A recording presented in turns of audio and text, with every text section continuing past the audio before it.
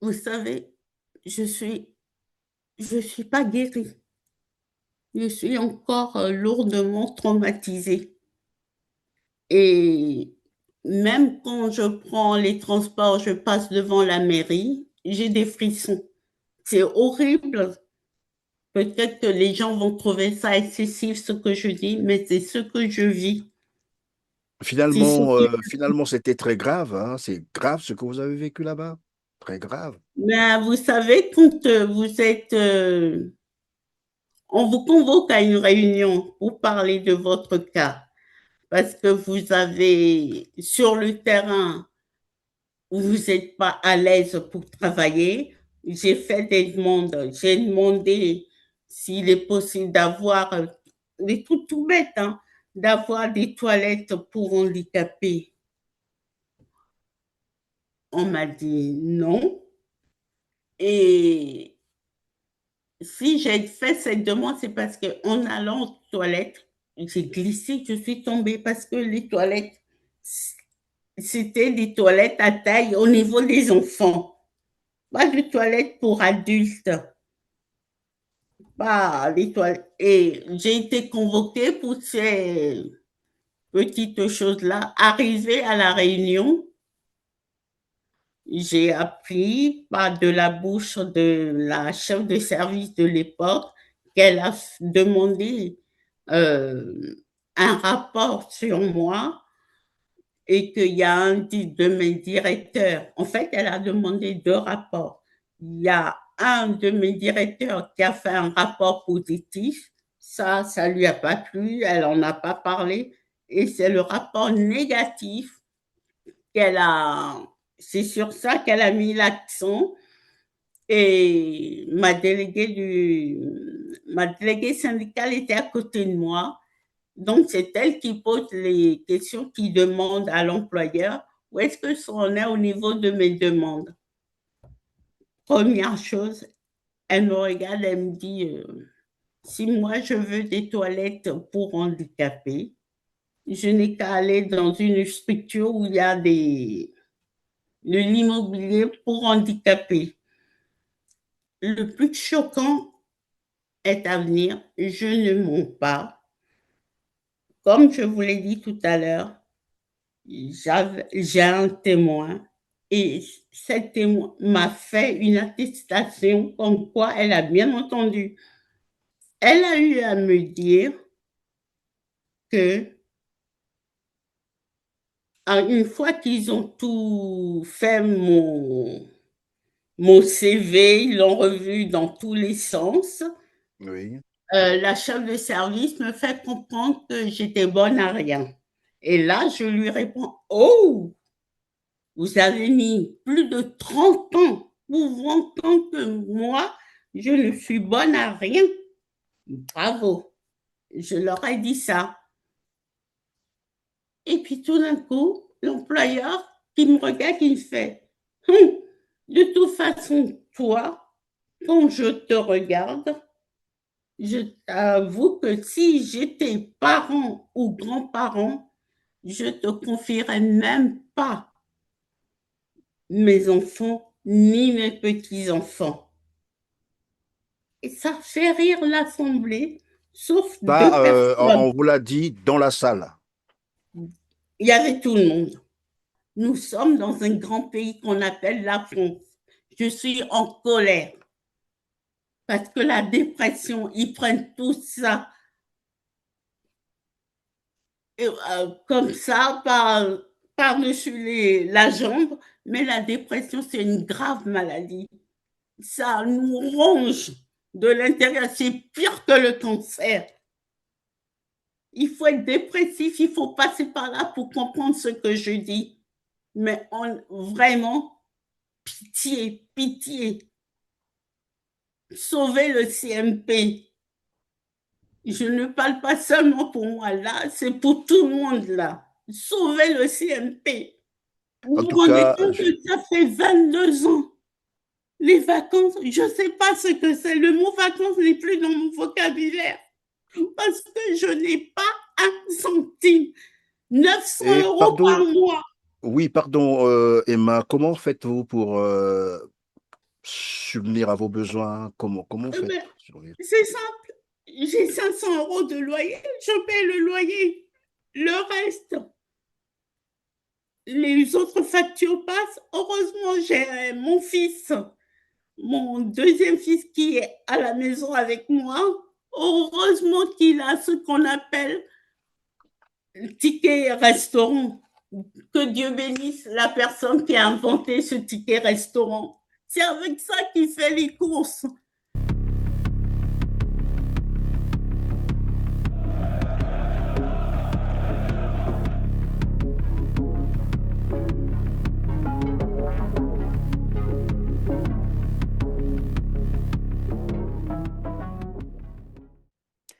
Bonjour à toutes et à tous, mesdames, messieurs. Vous êtes sur R7 si vous nous rejoignez. Merci de suivre Droit de Savoir. C'est un témoignage que nous allons vous proposer aujourd'hui. Le témoignage d'Emma Béa, une Française confrontée à une situation alarmante, tant sur le plan administratif que sur le plan de sa santé. Bonjour Emma. Bonjour. Merci de participer à cette émission. Vous me disiez traverser des moments très difficiles. Pouvez-vous nous en dire un peu plus en détail? Que se passe-t-il concrètement?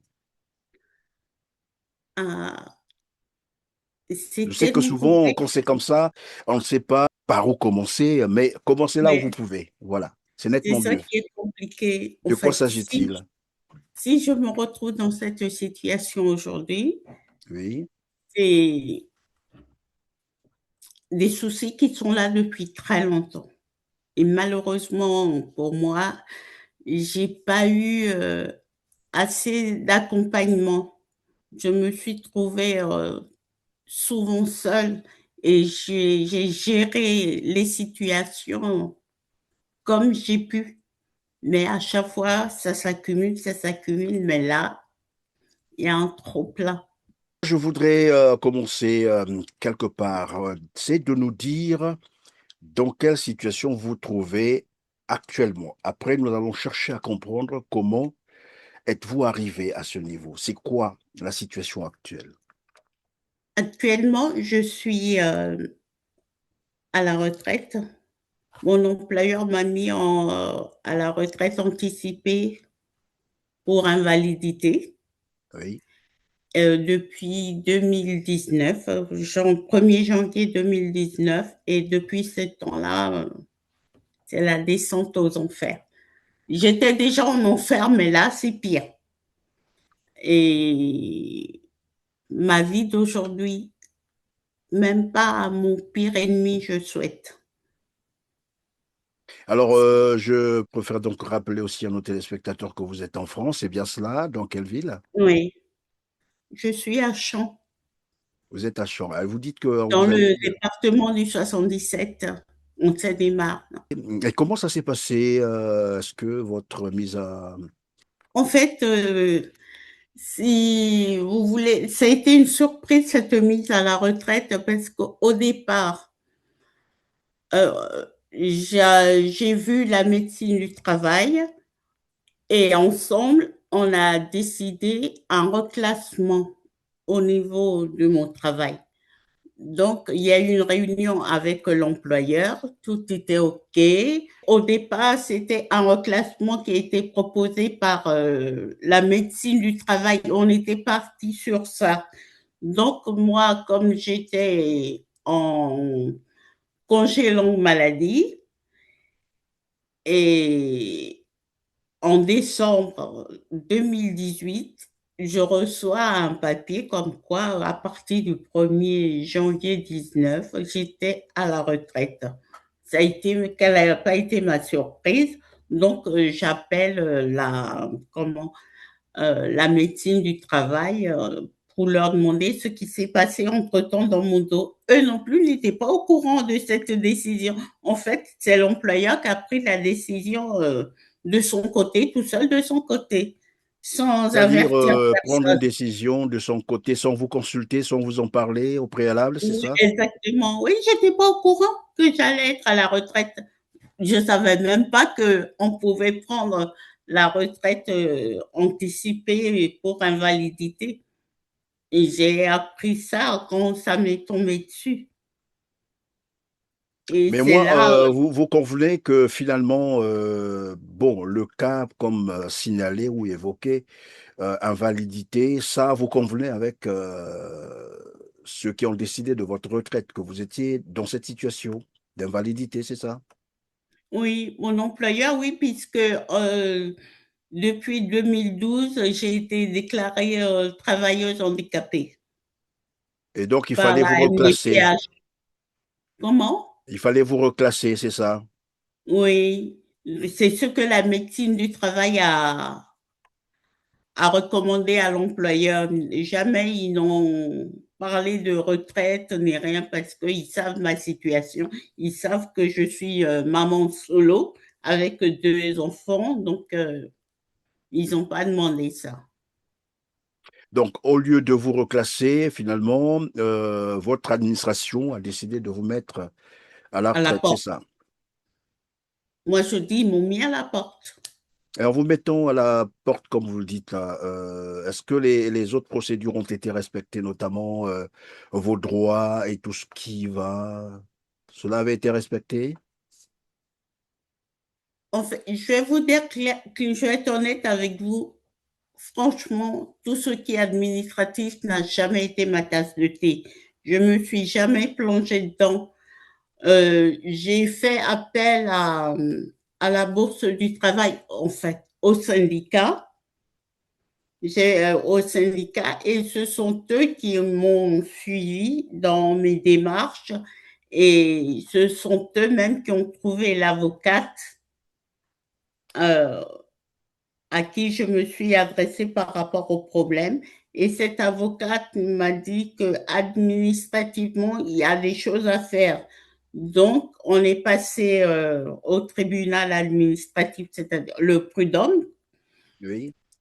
et c'est tombé en plein Covid en plus, et ils ont mis pas mal de temps avant de me répondre, ce qui fait que, en fait, la décision a été que mon employeur me rembourse les frais d'avocat, ce qui s'élevait il a été condamné à me verser 4 000 € en fait. Oui. Donc, c'est ce qui s'est passé. Mais dans cette Et la histoire avec décision, pendant que vous en parliez, Emma, vous aviez un document sur cette décision de justice qui condamnait ou qui condamne votre employeur à vous verser les 4 000 euros. Vous avez cette décision? la décision, oui, mais le dossier est grand comme ça. Il est Donc, grand, alors nous avons beaucoup à découvrir. Alors, évidemment, vous arrivez à ce niveau-là, donc si j'ai bien compris, on ne nous a jamais versé ces dommages d'intérêt. non, en fait, je ne sais pas comment l'avocate s'est débrouillée parce que la seule chose qu'elle m'a dit, c'est que les 4 000 € reviennent à elle.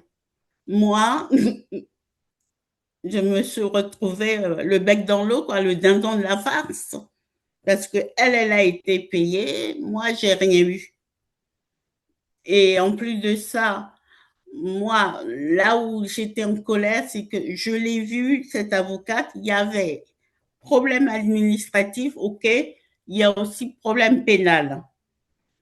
Mais elle me disait à l'époque qu'il vaut mieux qu'on s'occupe de l'administratif que le pénal. Moi, je l'ai suivi parce que je me suis dit, c'est son travail, elle connaît son travail. Moi, j'arrive, je lui pose un dossier.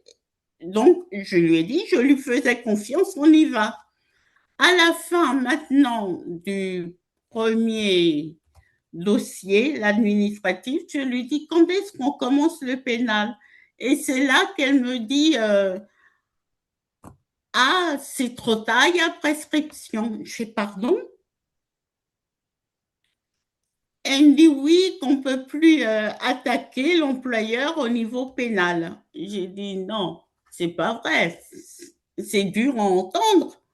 Elle me dit oui, c'est comme Ça veut dire ça. quoi? Ça veut dire quoi concrètement? Que votre avocat aussi était surpris?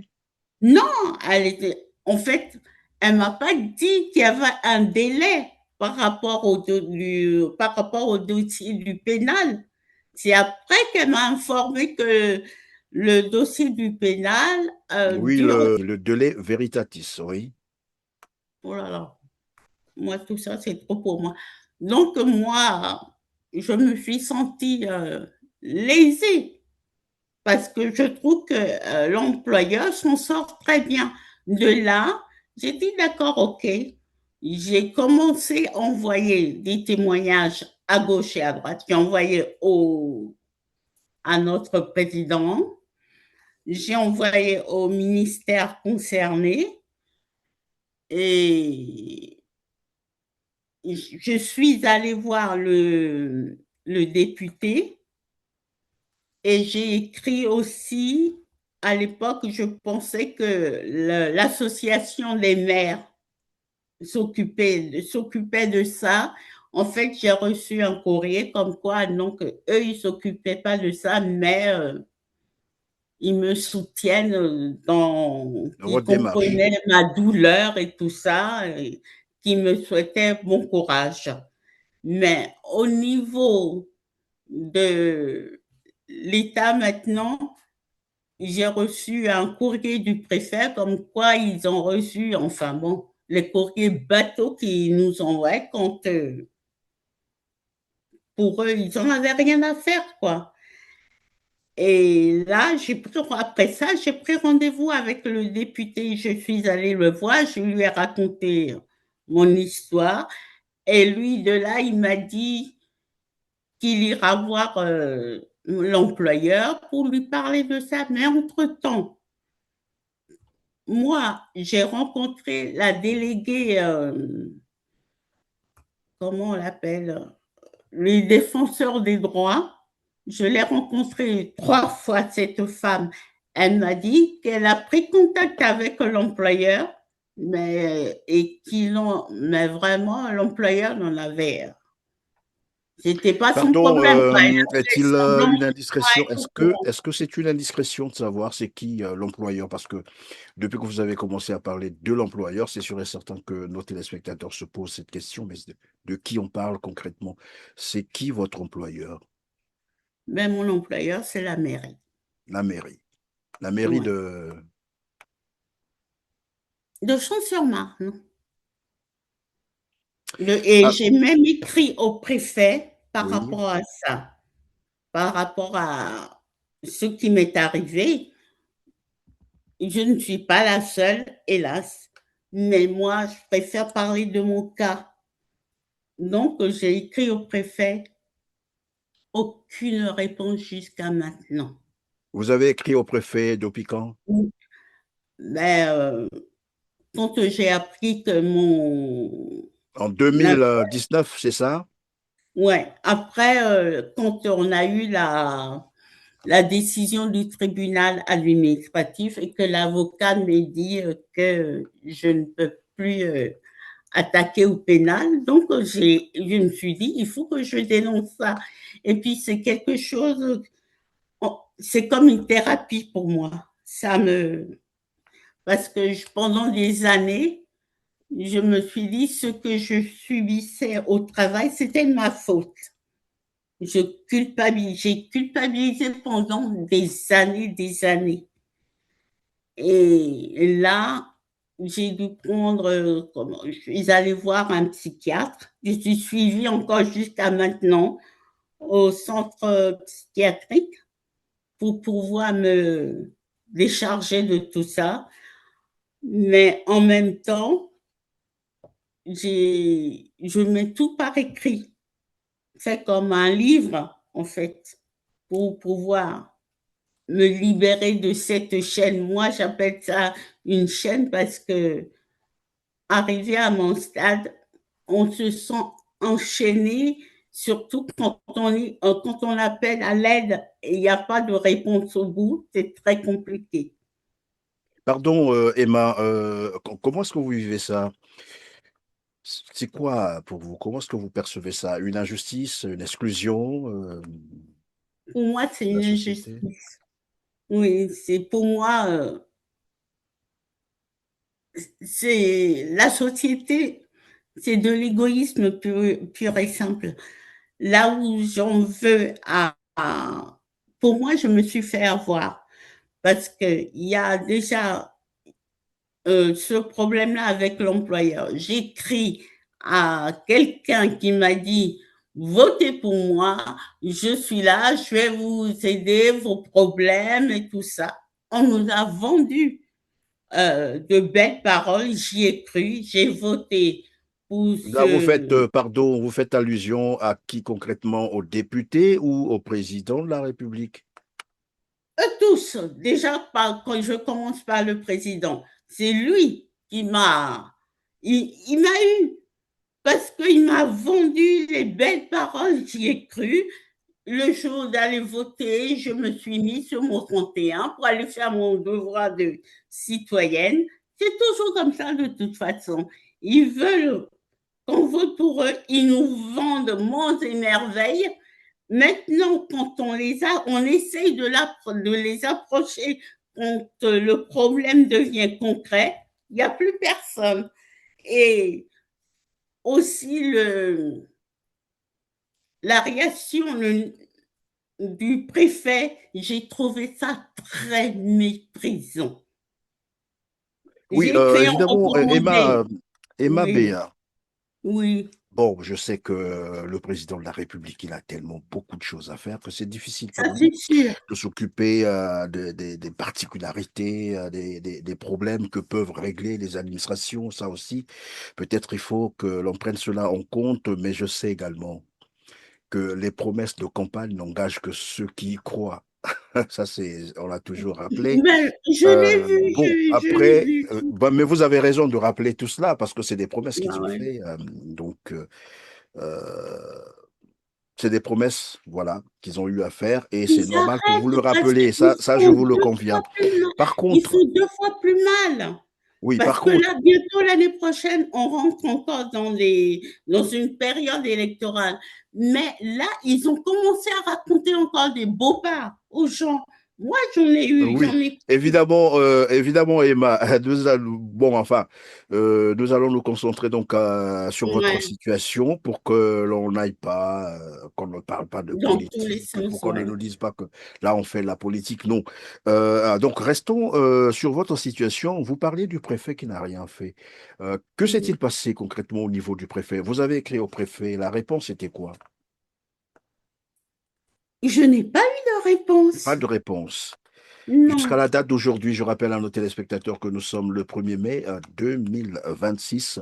Votre situation commence en Janvier 2019, ma descente aux enfers janvier commence en 2019 et ça 2019. fait déjà presque 7 ans. Mais Emma, est-ce que vous avez eu à rencontrer des organisations non gouvernementales euh, qui pouvaient vous venir en aide, bien entendu? Vous avez Mais tenté cette euh, démarche? ce que j'ai fait, bon, en regardant la télé, j'ai appris l'existence de certaines associations.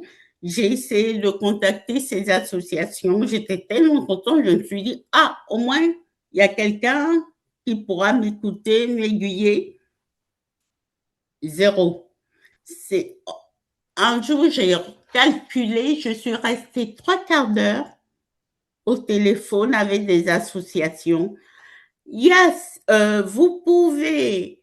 Ah ben non, madame, on ne peut pas vous aider. Je vous donne tel numéro, vous les appelez, eux, c'est sûr, ils pourront vous aider. J'appelle. Ah non, non, ils entendent mon histoire, ils écoutent. Oui, on a entendu votre histoire, mais elle est tellement complexe qu'on ne peut pas vous venir en aide.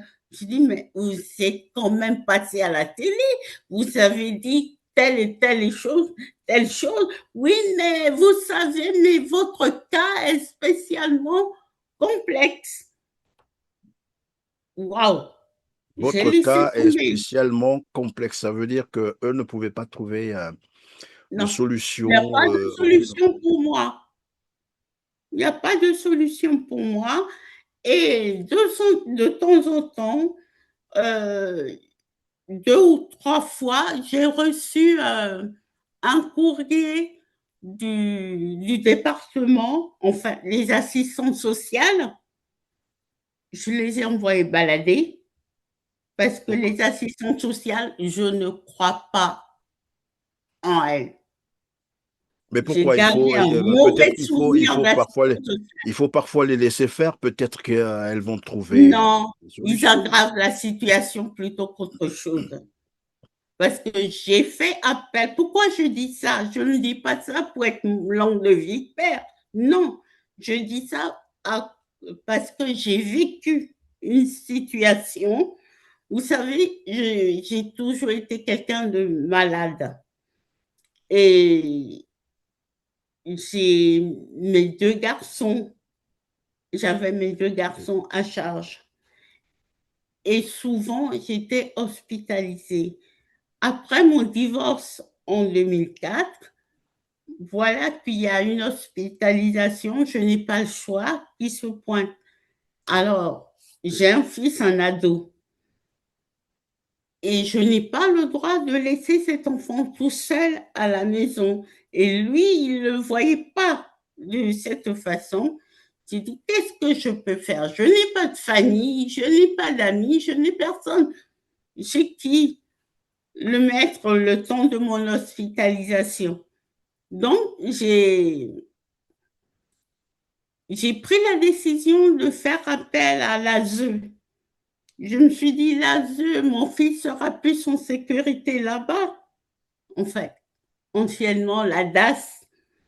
Donc, je suis allée voir les assistants sociaux. J'ai rencontré la personne, la présidente de l'ASE, pour pouvoir placer mon fils au niveau administratif. Il paraît que ça se fait, et c'est vrai, ça se fait, et que je pouvais récupérer mon enfant quand, quand je pouvais, quoi. Donc, j'ai fait ce placement, mais avant de faire ce placement, je suis passée avec mon fils devant euh, la psychologue, le psychiatre, ils étaient tous là. Et j'ai expliqué au petit pourquoi je veux qu'il aille à l'ASE, je ne peux pas le laisser seul. Et lui, il était dans la rébellion, non, il ne veut pas y aller, il veut rester, tout ça. Je lui ai dit, mais si tu restes seul à la maison, c'est ta mère qui va aller en prison. En France, on n'a pas le droit de laisser un enfant tout seul. Il me dit, oui, je suis assez. J'ai dit, non, on arrête, stop. Donc, je l'ai mis à l'ASE. Ils l'ont mis en famille d'accueil. Ça, c'est pas bien. Dès qu'il y a un truc qui va pas, c'est toujours de sa faute. Du coup, on m'a proposé de le mettre au foyer. Mon Dieu, c'est la pire des, pardonnez-moi du mot, des conneries que j'ai faites dans ma vie. Jusqu'à aujourd'hui, je le regrette. Je le regrette d'avoir mis mon fils à l'ASE. Jusqu'à aujourd'hui, je ne me le pardonne pas moi-même, malgré que j'ai demandé pardon à mon fils. C'est simple, on n'a plus de relation. Il me reproche tout, tout ce qui va mal dans sa vie. Et je lui ai fait comprendre, j'ai essayé de lui faire comprendre que je ne suis pas née parent. J'ai appris comme je peux à le devenir. Parce que, en fait, mes enfants, je leur ai caché beaucoup de choses de ma vie. Ils ne savent pas ce que j'ai vécu, tout ça. Et si j'ai eu à prendre des décisions plus tard par rapport à mes enfants, c'est à cause de ce que moi, j'ai vécu et je me suis interdit de faire vivre la même chose à mes enfants. Et tout ça est resté tellement dans ma tête qu'en fin de compte, j'ai fait tout le contraire. En fait, j'ai pas eu les bonnes personnes et les assistants sociales. pas tous, hein, heureusement, à part deux ou trois qui étaient bien dans le lot, tout le reste était dans le jugement. On vous reproche ci, on vous reproche ça. Je me suis dit, mais attends, est-ce que je suis si mauvaise que ça, même eux qui sont là pour m'aider, aider mon fils? En fait, je me suis sentie abandonnée. Merci Mais Emma Béa. Je vais donc revenir sur votre situation administrative. Une fois que vous avez été mis à la retraite pour les raisons d'invalidité, c'est ce que vous avez dit, ouais. je vous posais la question de savoir comment s'est passée la procédure de mise à la retraite, bien entendu. Bon, vous m'avez expliqué que l'administration, c'est ça, a Oui, on m'a envoyé demandé. l'arrêté à la maison. Il n'y a pas eu de contact avec l'employeur.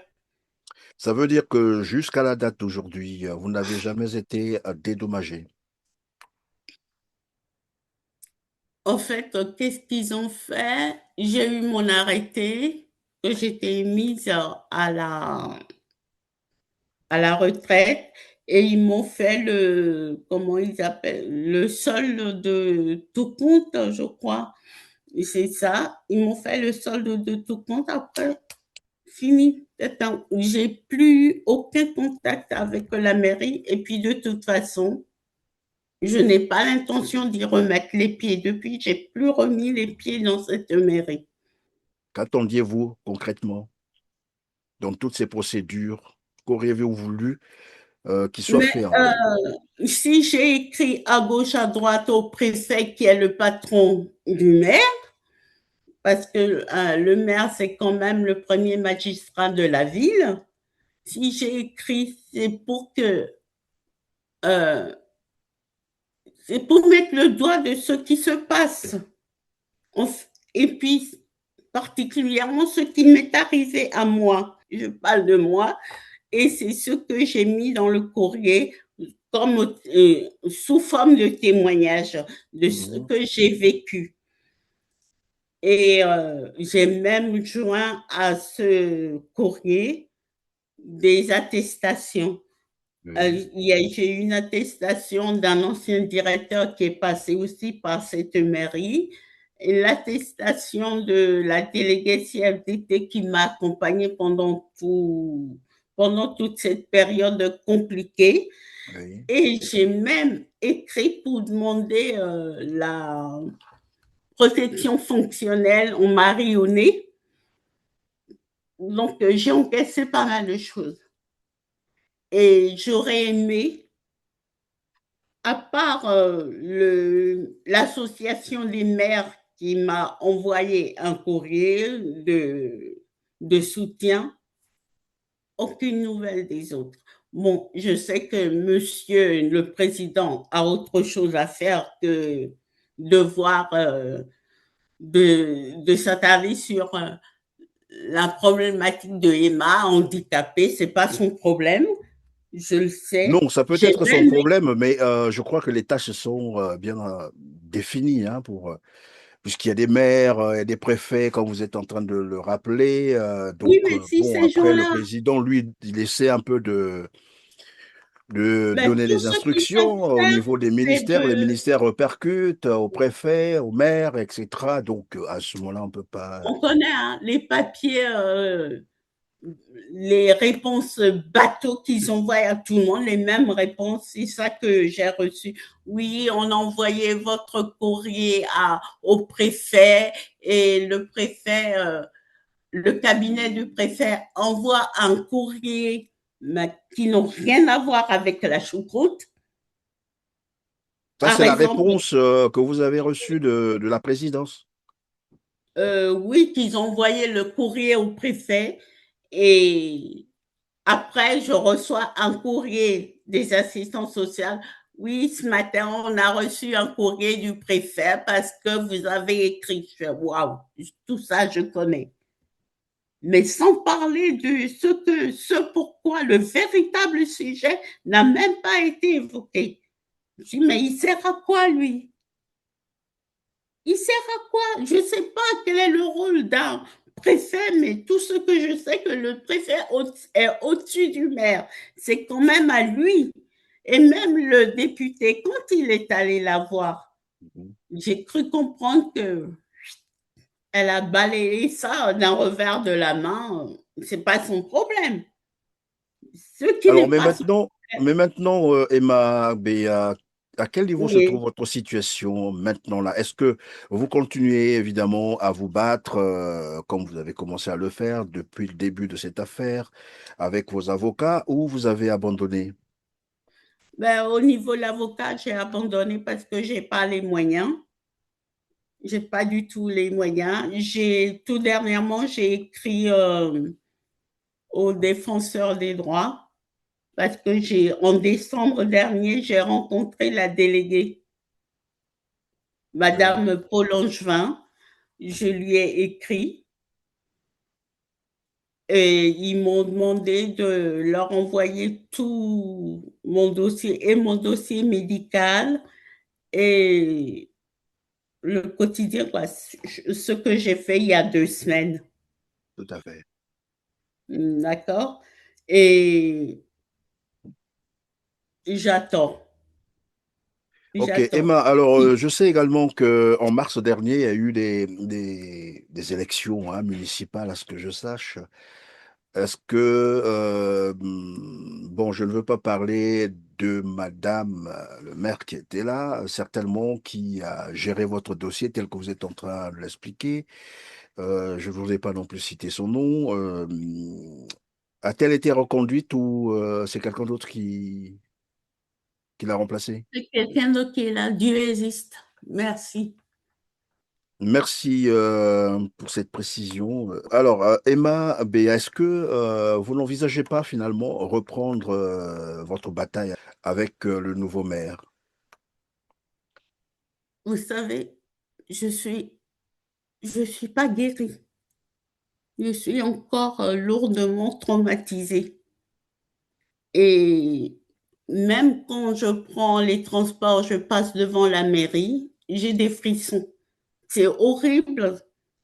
Peut-être que les gens vont trouver ça excessif, ce que je dis, mais c'est ce que je vis. C'est ce Finalement, que... finalement, c'était très grave, hein. C'est grave ce que vous avez vécu là-bas. Très grave. Mais vous savez, quand on vous convoque à une réunion pour parler de votre cas, parce que vous avez, sur le terrain, vous n'êtes pas à l'aise pour travailler. J'ai fait des demandes. J'ai demandé s'il est possible d'avoir des trucs tout bêtes, hein, d'avoir des toilettes pour handicapés.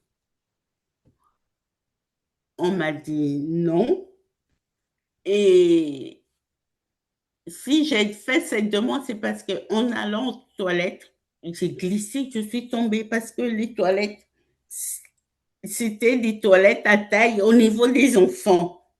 Pas de toilettes pour adultes, pas les toilettes. Et j'ai été convoquée pour ces petites choses-là. Arrivée à la réunion, j'ai appris par de la bouche de la chef de service de l'époque qu'elle a demandé euh, un rapport sur moi et qu'il y a un de mes directeurs. En fait, elle a demandé 2 rapports. Il y a un de mes directeurs qui a fait un rapport positif. Ça lui a pas plu, elle en a pas parlé. Et c'est le rapport négatif qu'elle a, c'est sur ça qu'elle a mis l'accent. Et ma déléguée syndicale était à côté de moi. Donc, c'est elle qui pose les questions, qui demande à l'employeur où est-ce que on est au niveau de mes demandes. Première chose, elle me regarde, elle me dit si moi je veux des toilettes pour handicapés, je n'ai qu'à aller dans une structure où il y a de l'immobilier pour handicapés. Le plus choquant est à venir, je ne mens pas. Comme je vous l'ai dit tout à l'heure, j'ai un témoin Et cette témoin m'a fait une attestation comme quoi elle a bien entendu. Elle a eu à me dire que une fois qu'ils ont tout fait mon CV, ils l'ont revu dans tous les sens, Oui. la chef de service me fait comprendre que j'étais bonne à rien. Et là, je lui réponds, oh, vous avez mis plus de 30 ans pour vous entendre que moi, je ne suis bonne à rien. Bravo. Je leur ai dit ça.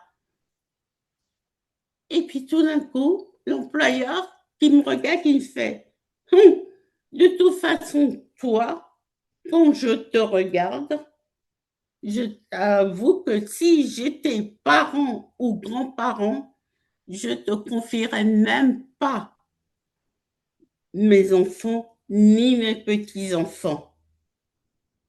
Et ça fait rire l'Assemblée, sauf Ça, deux personnes. on vous l'a dit dans la salle. Il y avait tout le monde.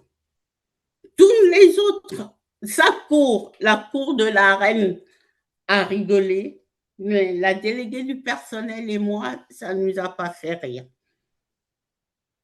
Je suis restée, je ne m'attendais pas à cette parole. J'ai dit non, mais je me suis dit dans ma tête, comment elle peut recevoir une prime parce qu'elle a embauché des handicapés et se moquer d'eux après. En plus, là, elle m'a insultée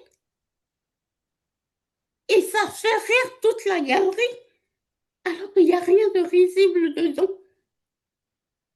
J'en revenais pas. Merci Emma Béa. Nous sommes malheureusement à la fin de cette tranche. Il nous reste quelques 2 minutes évidemment pour conclure. C'est vrai qu'on ne peut pas tout dire au cours de voilà d'une seule émission. Nous y reviendrons. Mais Mais il y a une chose importante que je veux dire avant qu'on évidemment, oui, oui, oui, termine. je vous laisse donc le temps de le dire et ça sera la fin de l'émission. Ça va compter pour le mot de la fin. Allez-y, je vous en prie. C'est surtout par rapport à la santé. Je vous ai parlé de ma dépression, Tout à fait. mais c'est très important. C'est un appel au secours que je fais. Là au centre où je vais, il n'y a plus de médecins. Il n'y a qu'un psy. Il reste qu'un psy, alors qu'au départ, il y avait 8 médecins. J'ai écrit au ministère de la Santé pour dénoncer la situation. J'ai écrit au directeur de l'hôpital parce que nous, on dépend d'un hôpital ici. J'ai écrit au directeur pour dénoncer cette situation.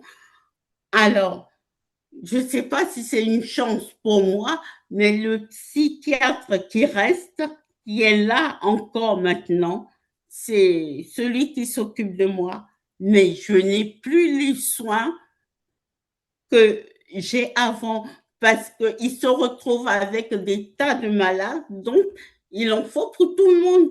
Ce qui fait que d'habitude, je suis reçue tous les 15 jours en alternance avec la psychologue.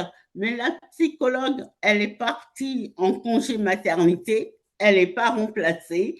Ce qui fait que maintenant, les rendez-vous, c'est un mois après. Parce qu'il ne peut pas faire autrement. Et en plus, le pauvre, il est fatigué, il est malade. Et là, Et, là, vous entre parlez de quel centre comme ça? C'est de quel... le centre médico-psychiatrique qui se trouve à Torcy, le CMP. Donc vous dites il ne reste qu'un médecin là-bas? Oui, il ne reste qu'un médecin, le pauvre. Il est tellement mal quand il marche. Pourtant, moi, je fais 1,50 m sur tabouret. Je suis plus grande que lui. Est-ce que ça, c'est normal? Nous sommes dans un grand pays qu'on appelle la France. Je suis en colère parce que la dépression, ils prennent tout ça comme ça par-dessus la jambe, mais la dépression, c'est une grave maladie. ça nous ronge de l'intérieur. C'est pire que le cancer. Il faut être dépressif, il faut passer par là pour comprendre ce que je dis. Mais vraiment, pitié, pitié. Sauvez le CMP.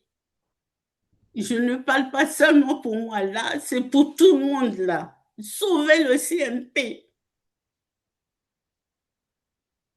On n'est pas ça.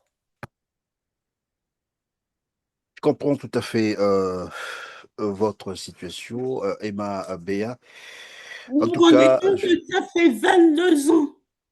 Les vacances, je ne sais pas ce que c'est. Le mot vacances n'est plus dans mon vocabulaire parce que je n'ai pas un centime. 900 et euros par pardon, mois. oui, pardon, Emma, comment faites-vous pour subvenir à vos besoins? Comment Eh faites ben, pour survivre? c'est simple. J'ai 500 euros de loyer. Je paie le loyer.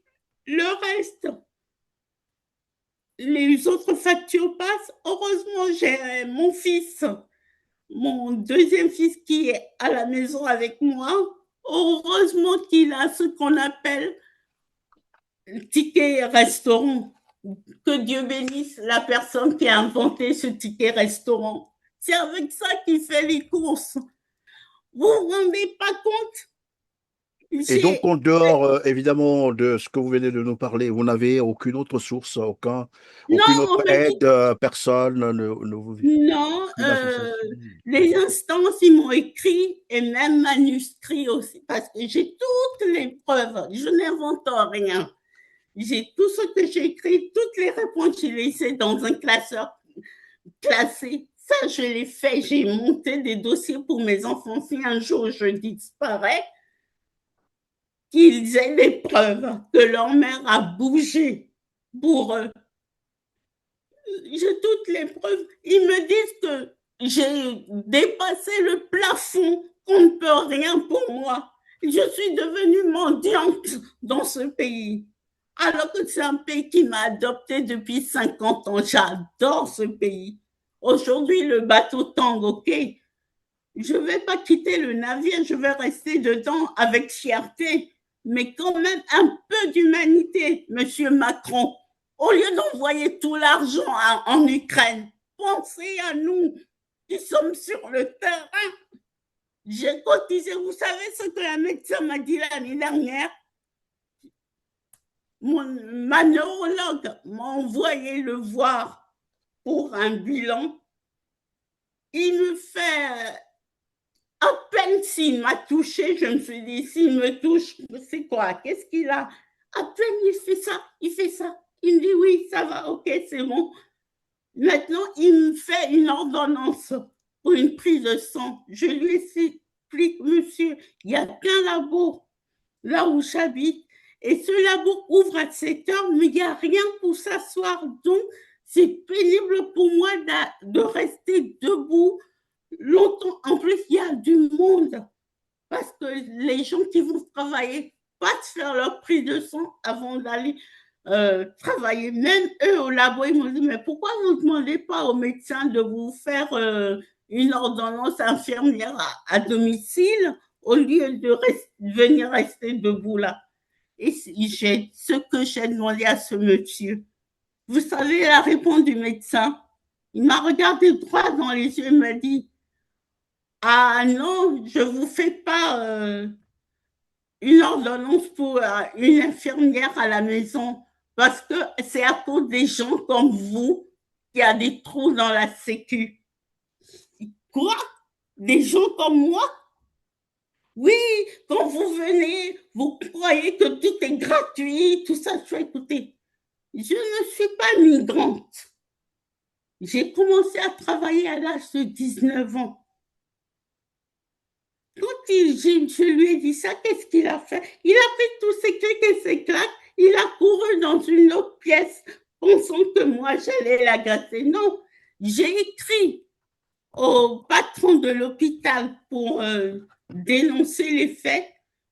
Il m'a envoyé comme réponse, ah ben, c'est de ma faute parce que j'ai voulu qu'il me fasse une ordonnance de complaisance.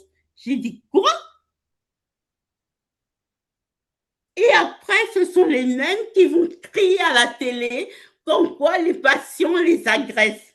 Mais eux, ils ne voient pas comment ils s'adressent à nous.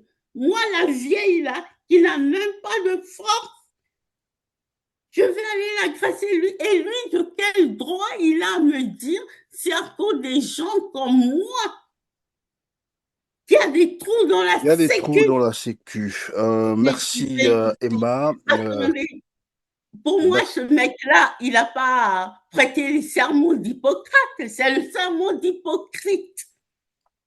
Et c'est dommage que son patron le couvre. Voilà. Et ça, je le dis à tout le monde. Merci, Emma Béa. En tout cas, merci de nous avoir témoigné sur votre situation. Je Non, c'est disais, on ne moi peut qui pas vous malheureusement remercie. tout se dire au cours d'une seule émission. Nous y reviendrons, mais grand merci de nous avoir partagé évidemment votre situation. Je vous Mesdames, Messieurs, remercie beaucoup. voilà, c'est la fin de cette émission. Merci Emma Béa d'avoir participé à ce numéro. Je vais simplement vous dire du courage et dans l'espoir que votre message est bien passé. Mesdames, Messieurs, merci de nous avoir suivis. Comme d'habitude, des petits gestes, n'oubliez jamais de cliquer sur le petit pouce en l'air juste en bas de la vidéo. Partagez massivement ce numéro et dites-nous en commentaire vos opinions. Cela nous aide beaucoup. Merci et à très bientôt.